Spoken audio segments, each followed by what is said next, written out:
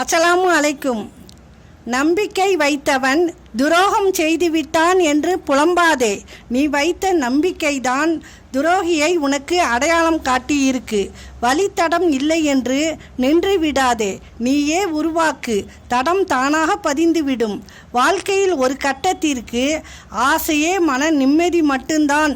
அதனால் உங்கள் நிம்மதியை இழந்து எதையும் அடைய நினைக்காதீர்கள்.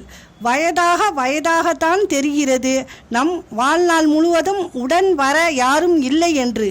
தனியாகத்தானே வந்தாய், தனியாகத்தான் போக வேண்டும் என்று இந்த வாழ்க்கை கற்றுத்தருகிறது போலதான் திறமையில் நம்பிக்கை வைத்தவன்தான் வெற்றி அடைகிறான். திறமை என்றால் துரும்பை கூட அசைக்க முடியாது. உங்களை யாராவது அவமானப்படுத்தினால், கேலி கிண்டல் செய்தால் நீங்கள் அமைதியாக இருங்கள்.